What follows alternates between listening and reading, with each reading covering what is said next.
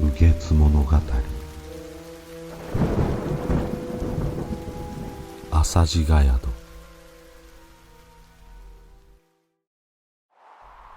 あなたはとうとう帰ってこなかった。秋には必ず帰ってくると約束したのに。下総の国葛飾郡ママの里に勝四郎という男がいた。裕福な家で暮らしていたが、生まれつき無頓着な性格で農作業も嫌がっているうちに貧しい生活となった。そこでどうにかして家を再興しようと思案を巡らせていた。その頃、笹部宗次という男が絹を買い付けるためにたびたび京から来ていたが、勝四郎とは親しくしていたので、商人になって都に登りたいと頼んだところ、笹部はそれを気軽に引き受け、勝四郎は残っていた田畑をすべて売り払い、金に換え、絹をたくさん仕入れて京に登るための準備をした。勝四郎の妻宮城は美しく気立ての良い妻だった。勝四郎が商いをすると言い出したのを困ったことに思い、行く末が不安ではあったが、海外しく旅支度を整え、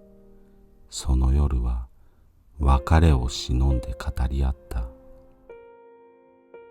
あなたに旅立たれ、財産もなくなったこの家に一人、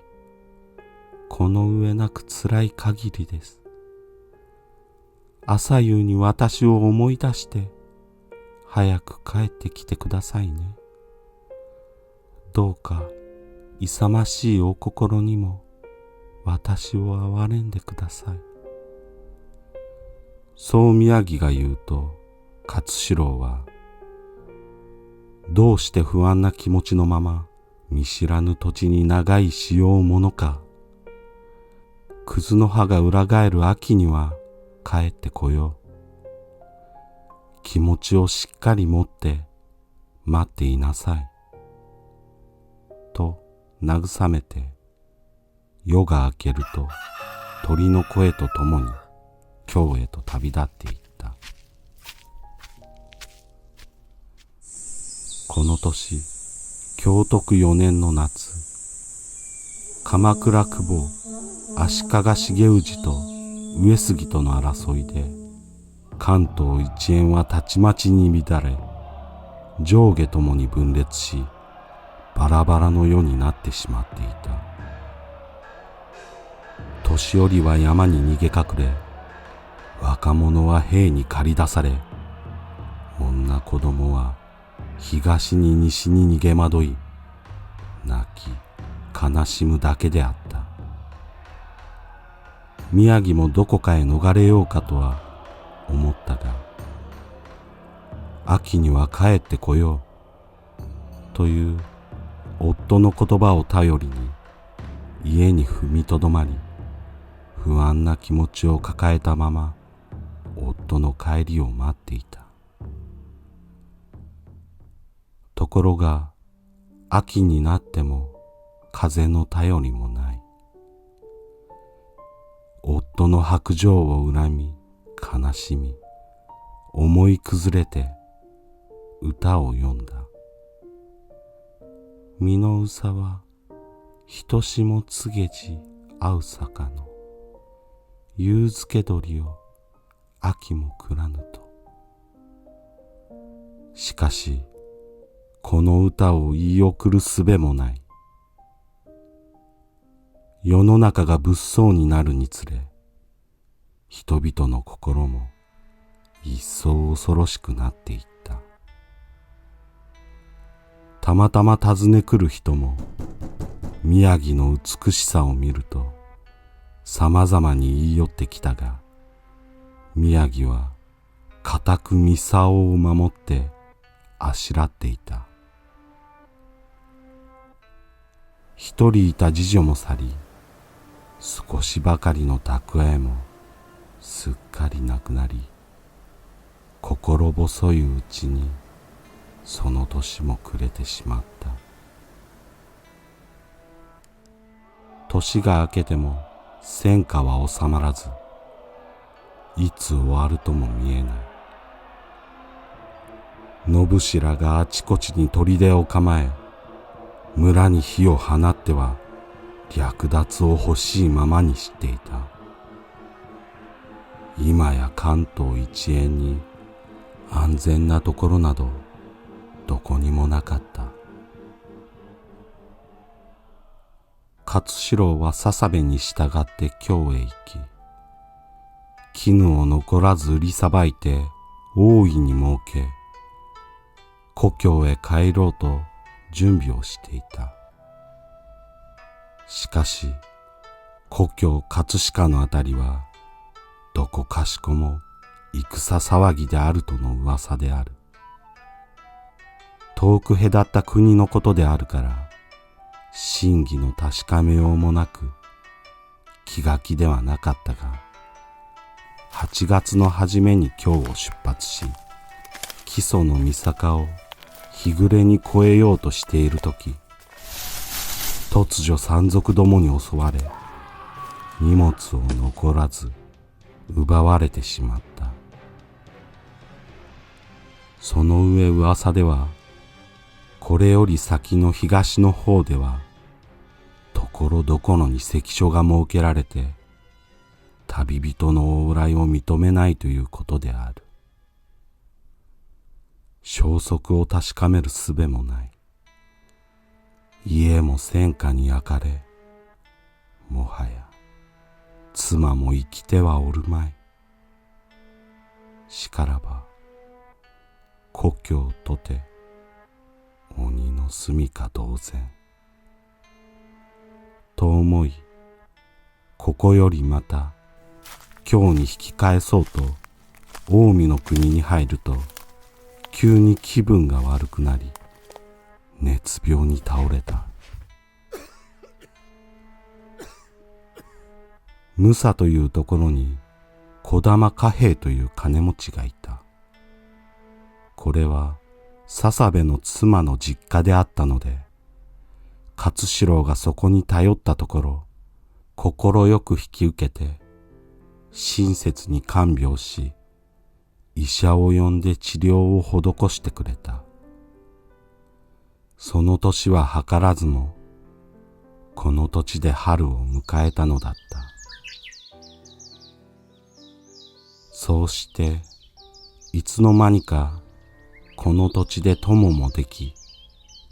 児玉をはじめいろいろな人と交流し、京に出て笹部を訪ねたり、近江に帰って児玉に身を寄せたりするうちに、瞬く間に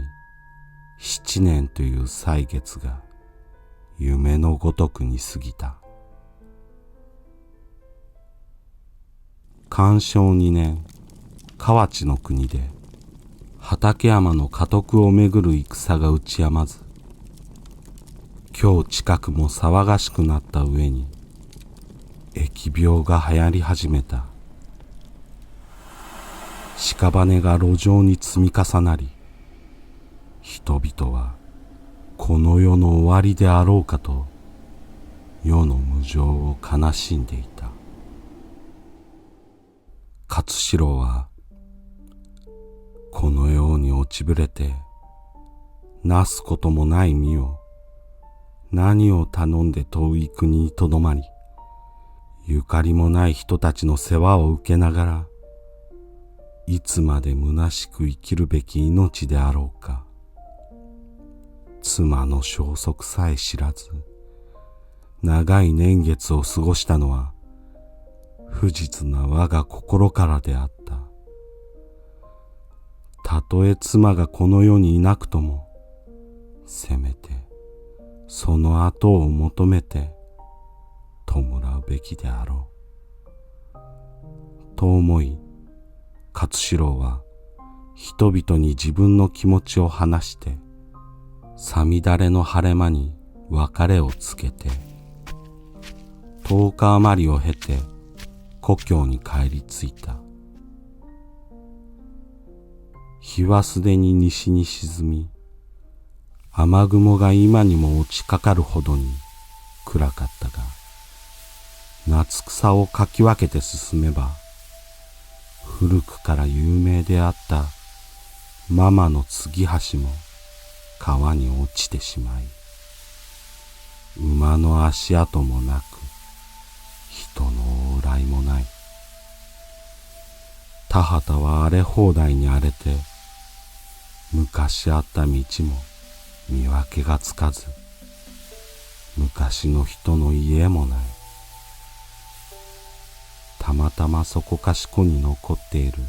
家の中には、稀に人の住んでいる気配もあるが、以前とは似ても似つかないありさまである。一体どこが自分の家だろうかと戸惑っていると、20歩ばかり離れたところに、落雷に引き裂かれた松が、雲の切れ目から漏れてくる星の光にぼんやりと照らされて見えた。あれこそ我が家の印だと嬉しくなって歩み寄ってみれば、家は昔のまま残っていた。人も住んでいると見えて、古い戸の隙間から灯火の影が明るく見える。他人が住んでいるのだろうか、それとも妻がいるのだろうか、と胸が高鳴り、門に立ち寄って咳払いをした。家の中から「どなたですか?」と問いかけてくる。その声は大層老けてはいたが、まさしく妻の声だ。勝四郎は夢ではなかろうかと胸騒ぎがして、俺だ、帰ってきたんだよ、と言うと、家の中でも夫の声と分かったと見えて、すぐに戸が開いた。戸口に立つ妻の顔は黒く赤づいて、目は落ちくぼみ、結い上げた髪も乱れて背中まで垂れ下がり、昔の宮城とは思えないほどの変わりようであった。宮城は夫を見て物も言わずに、たださめざめと泣いた。勝四郎もしばらく物も言えなかったが、しばらくして口を開いた。お前がこうして無事でいると知っていれば、どうして年月を遠い国で過ごそうものか。京にいた時に鎌倉の戦乱を聞いて、8月には京を立ち、木曽路まで来たところが、山賊に襲われ、衣服金銀残らず奪われてしまった。命ばかりかろうじて助かったようなありさまだ。その上、東への道はすべて関所が設けられて、人の往来を遮断しているという。故郷はとっくに焼き払われ、軍馬のひづめにすっかり踏みにじられたというので、もはやそなたも戦火に焼け死なれたか、海に沈んだものとひたすらに思い込み、再び京に登ってからは人の世話になりながら7年という時を過ごした。この頃になってしきりに故郷が懐かしくなって、せめてそなたの亡き後を弔いたいと帰ってきたが、まさかお前が生きていようとはつゆにも思わなかった。不山の雲、緩急の幻ではあるまいか。と言っても帰らぬ繰りごとを繰り返し話すのであった。妻も涙を抑えて、あの時お別れしてから帰りを待ち望んだ秋が来る前に恐ろしい世の中になってしまいました。里人は皆家を捨て、海に漂い、山に隠れ、稀に残っている人といえば、虎か狼のように恐ろしい心で、私が一人身なのを幸いと、言葉巧みに誘惑してきたのです。玉と砕けても、醜い瓦のようにはなるものかと、たとえ、ミサオを守って死のうとも、不義をして命長らえる道は踏むまいと決意し、何度も辛い目を耐え忍んできました。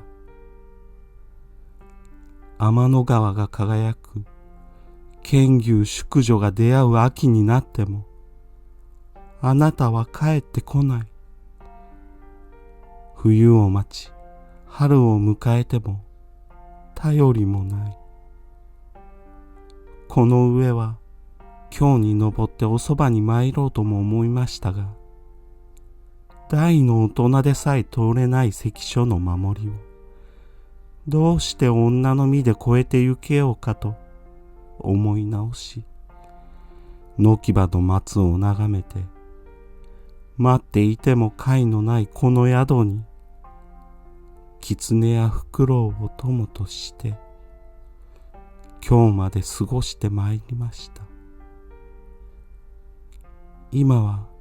長い恨みもすっかり晴れて、嬉しく思っています。お会いするのを待っているうちに、焦がれ死にしてしまったら、苦しみも伝えられずに、さぞうなめしいことだったでしょうから。というと、また、さめざめと泣いた。勝四郎は、夜は短いのだから、また明日のことにして、と言い慰めて、共に枕についた。障子の破れ目から風が吹き込み、夜通し涼しい上に、長旅の疲れでぐっすり眠った。夜が明ける頃、夢心地にも寒くなり、布団をかぶろうと手で探ると、何かがさらさらと音を立てているので目を覚ました。顔にひやりと当たるものがあるので、雨漏りでもあるのかとふと見ると、屋根は風のために吹きめくられて、夜明けの月がほの白く残っているのが見える。驚いてあたりを見渡すと、家はろくにともないほど荒れ果て、床が腐り落ちて、そこから荻やすすきが生い茂り、朝露がこぼれて袖が濡れ、滴り落ちるほどであった。壁にはツタやクズが生い茂り、庭は雑草に埋もれて、秋ならねども秋のごとく荒れ果てた宿であった。一緒に寝ていたはずの妻はどこへ行ったか姿が見えない。狐に化かされたかと思い、辺りを見渡すと、荒れ果ててはいても元住んでいた家には違いなかった。勝四郎は呆然として途方に暮れていたが、よくよく思い返すと、妻はすでに死んで、今では孤児が住み替わって、こんな荒れ果てた家になっているのだから、怪しい鬼が妻に化けて現れたのだろう。あるいは自分を慕う妻の亡霊が戻ってきて一夜を共にしたのだろうか。やはり死んだと思っていた通りだったと、こう思うと一滴の涙さえ出ない。我が身一つは元の身にしてとつぶやきながら家の中を歩いていると、昔寝床にしていた部屋の床が取り払われて、そこに土を持って塚がこしらえてある。昨夜の亡霊はここから出たのかと思うと恐ろしくもあるが、また懐かしくもあった。その中に木の端を削って古い紙を貼り付けたものがあった。そこに書かれた文字は消え消えになってはっきりと読めないが、まさしく妻の筆跡である。戒名も年月も書かれておらず、哀れにも最後の思いを一種の和歌に込めて読んでいた。さりともと思う心に計られて、世にも今日まで生ける命か。勝四郎は妻が死んだことを悟って大声を上げて泣き崩れた。いつ死んでしまったかもわからぬ浅ましさに知っている人がいるかもしれないと、涙を拭い外へ出て尋ね歩いた。すると七十ばかりの腰の曲がった老人が勝四郎に気づいて、お前さんはどうしてこんなにも遅く帰ってきたのかと言った。この老人はこの里に古くから住む入間の翁という人だった。勝四郎は旅立った日から昨夜の不思議な出来事までを詳しく語った。老人は、お前さんが遠くへ行きなさった後は、夏の頃から戦が始まり、里人は方々へ逃れ、若者は兵士として駆り出されたので、桑畑もたちまちのうちに荒れ果ててしまった。ただ、お前さんの妻だけは、秋に帰ると言ったお前さんとの約束を守って、家を出ようとはしなかった。わしも足が悪く、歩けないありさまだったので、家に深く閉じこもっていた。そうしてすぐに、小玉などという恐ろしい鬼の住処となってしまったというのに、か弱い女の身で一人、気丈にとどまっているのは、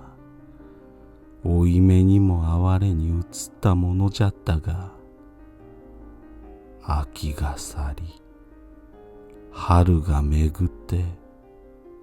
その年の8月10日に亡くなられた。あまりにも哀れなので、わしが土を掘って棺を納め、その臨終に残された筆跡を墓の印として心ばかりの供養をしたが、わしは文字を知らぬので、死んだ月日を記すこともできなかった。寺は遠いので、戒名ももらえず、5年が過ぎてしまった。お前さんの話を聞くところ、きっとお前さんの妻の亡霊が現れて、長い間の積もる恨みごと述べたのじゃろう。もう一度戻って年頃に弔いなされ。そう言って老人は杖をついて先に立ち、二人で塚の前に赴いて声を上げて泣き、悲しみながらその夜はそこで念仏しながら夜を明かしたのである。眠れぬまま老人が語り始めた。わしの祖父の祖父が生まれぬ遠い昔、この里にママのテコナという美しい娘がおったそうだ。家が貧しく、ボロの着物に髪も解かず、いつも裸足でいたが、その顔は満月のように美しく、笑うと花が咲き輝くようで、都の娘らよりも美しいと、この里の人はもとより、今日の人々まで言いより慕ってきていた。テコナはそのことを心苦しく思い、いっそ死んで多くの人の好意に応えたいと、この入り江に身を投げて死んでしまったそうじゃ。お前さんの妻の心はテコナの心に比べてもなお一層悲しかったことじゃろうと語り、涙を流し続けた。勝四郎の悲しみは言うまでもなく、大きく深いものだった。そして思いの丈をたどたどしくも和歌に詠んだ。いにしえのママのテコナを書くばかり、恋てしあらんママのテコナを。これはかの下宇佐の国へしばしば通う行商人から聞いた話である。